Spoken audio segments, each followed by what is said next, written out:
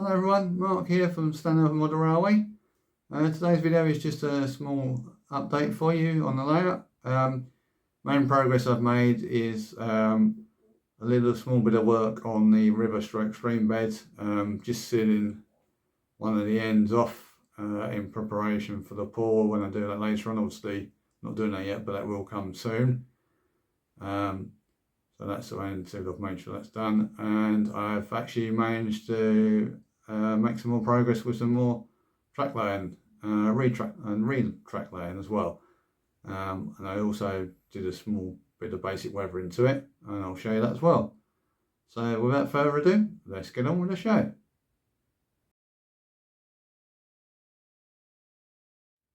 Right, okay all, so as you can see, I've taken the river stroke stream out from underneath the baseboard top. I didn't actually re-screw it back down the end.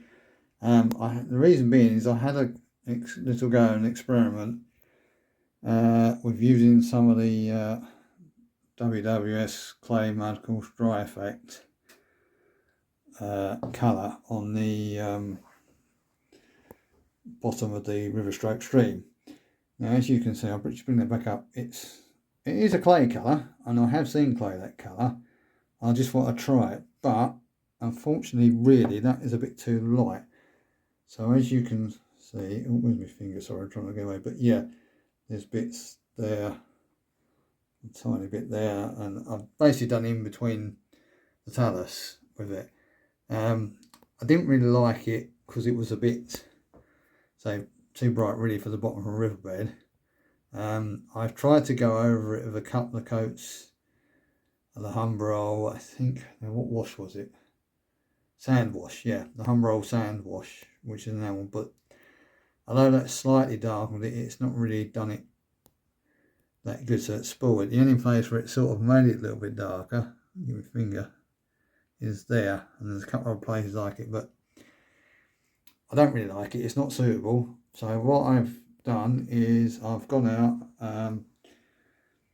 I haven't got that. I've actually ordered some of the WWS light brown mud effect and the dark brown mud effect, and these are the smooth wet ones, the same as the original wet is there.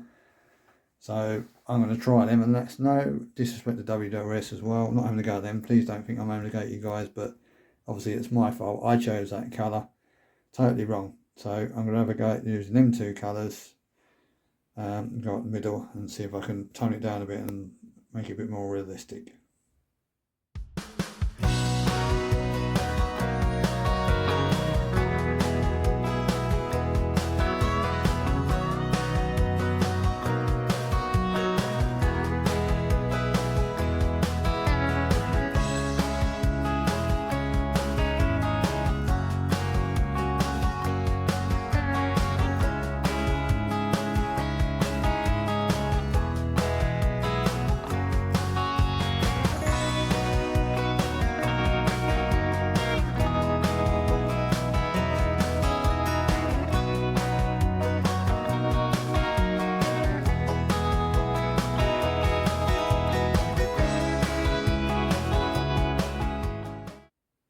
So we're back again. Obviously the river stroke stream is still on the top of the baseboard there, as that's where I did it, where I was just doing the work, as you should have just seen in this bit of speed up video before.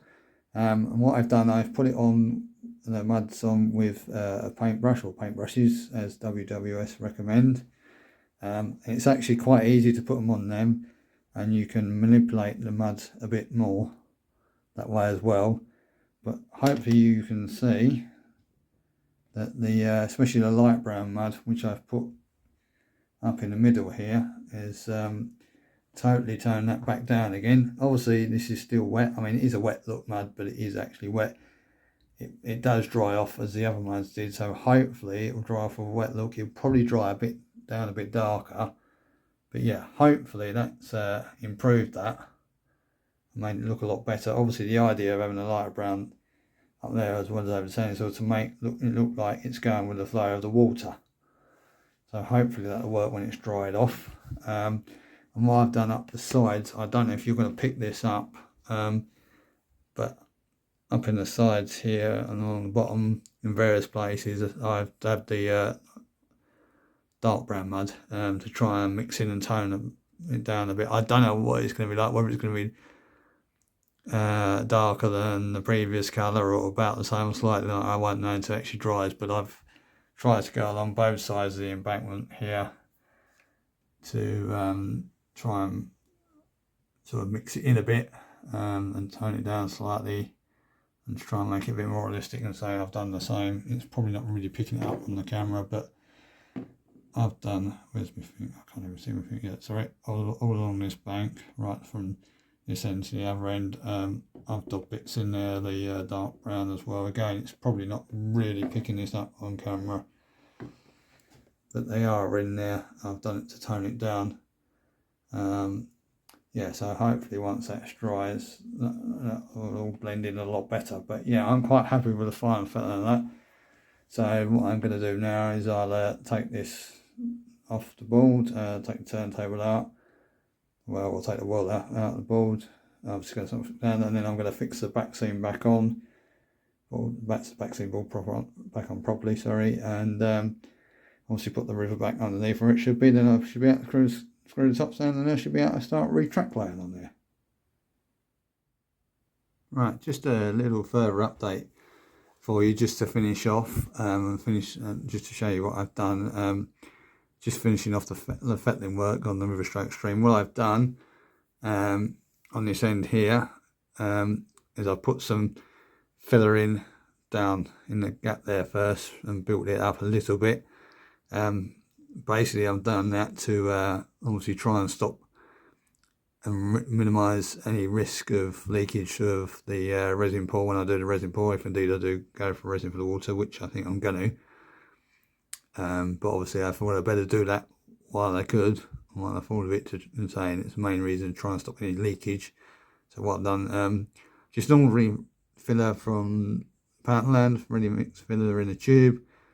So I just squeezed some of that and just got it in there as best as I could, and try to build out the sides as well there, you know, both sides there and there. Obviously wait for that to dry, get it very light sanding. I've hoovered off. I've then used the brown mix of brown paint and glue, PVA glue that is. That's the same mix as what I used on the embankment sides. I then painted that obviously on the backscene board there, and on the river stroke stream bed itself, just to try and tidy that up a bit and obviously make it match in a bit better. Then once that was dry, I'll put a bit of the WWS light brown mud, supposed to be around there and there and there. So it looks a lot tighter. Looks in. You're not really going to see that bit a lot, especially once when the top's on. You can hardly see it, but it's just to mix it in and make it look on there. But hopefully that will stop. Fingers crossed. Touch the old wood. Any leaks.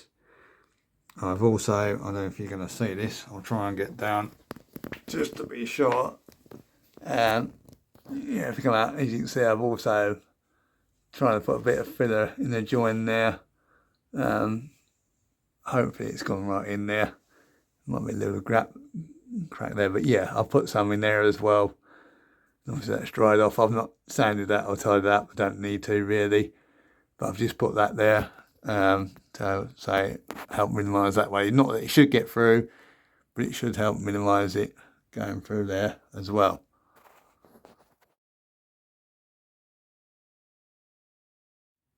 So we're back here with the track relay in progress, starting at last.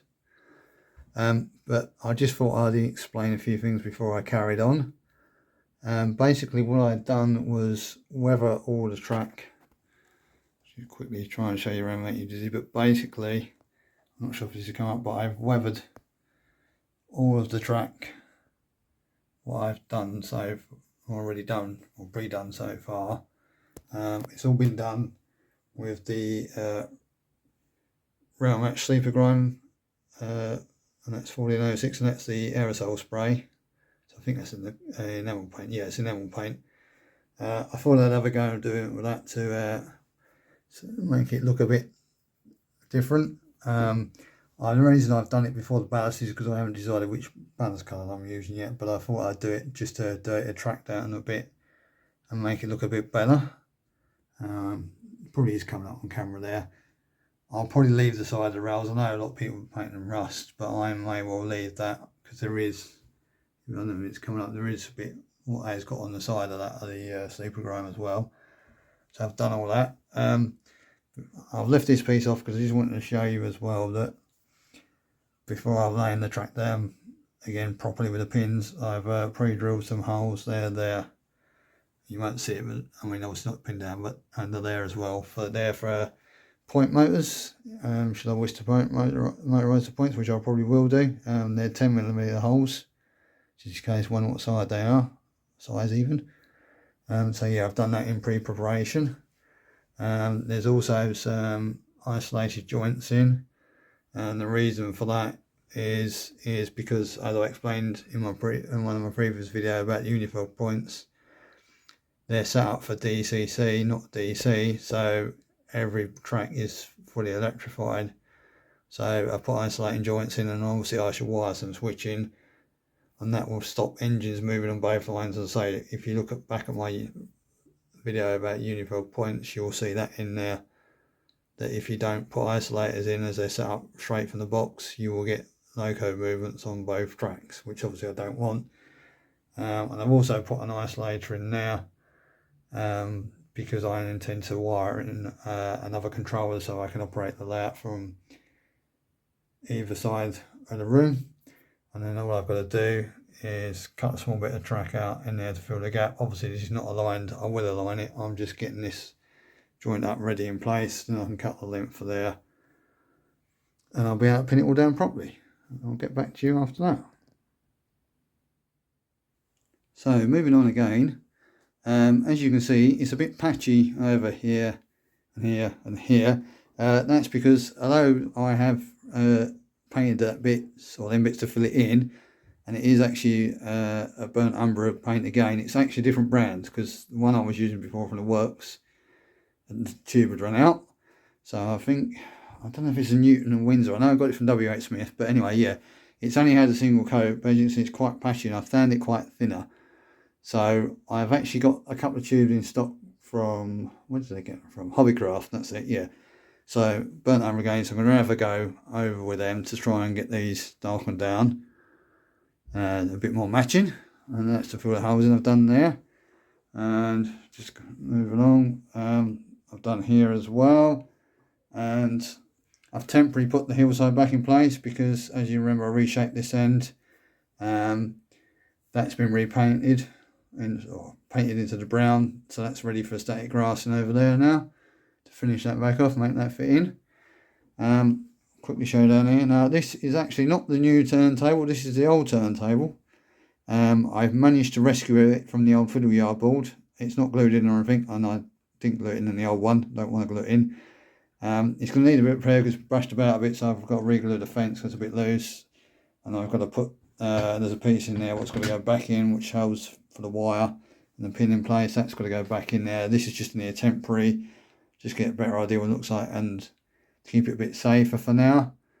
So that's that done, and swinging around the main bit I've done. And we go with it. We've now got track on the new board on this side, apart from the video which was already done, which I should have showed you in other videos. Yep, I've now got the track laid on here after quite a while. Today I've basically spray painted it with the sleeper grime. That's the Rail Match sleeper grime aerosol. So I've gone over that again, let it dry. And I've got the good side in there as well. That I actually went over, I found a Rail Match Weathering Black spray enamel paint in the row room at my mum's house, where me and Dad and my brother had my dad's layout. So I thought I'd give it a go. That's what I'd done. I sprayed it back first, let it dry very briefly, didn't wait very long, and then I've gone over that with sleeper grime again. I've dabbed bits of it off, so I don't know if you can see there's black bits in there as well. the time it's had cinder ash and everything, you probably won't see that on the sleevers. Well, you will, because I won't cover the sleevers, but yeah, I don't know if you can pick it up, but I thought I'd do that on there. And then, yeah, we've got the rest of the tracks on the board, so we've got the main road coming in now. There, sorry, that will go down there, and I'll say it there, so you can stop an engine. And I'll say it there if you want to. Obviously that's the run round loop along here. That's all done. That was a bit of a fiddle to get in, because obviously I've used flexi track here, and that's a bit of cut off third radius set track point, trying to make it easier, but those bits for fiddly to try and get all this straight. And then obviously we got a road off to what will be an engine shed there, or a siding where an engine can rest for servicing and that. So yeah, I'll just show you along there. So that's all done. Okay, so yeah, I've got all that done today. So yeah, pretty pleased with today's progress. That now needs I can brown paint along the edges of the track, on the edges of the track, just to do that. And then I'll be ready for wiring and testing then. I do hope you enjoyed that video and that small update on that. As always, I'd like to thank all my subscribers, both old and new, for subscribing to the channel. If you haven't already and you do like what you see and like to see some more, please don't forget to subscribe. It is free to subscribe to videos on YouTube after all.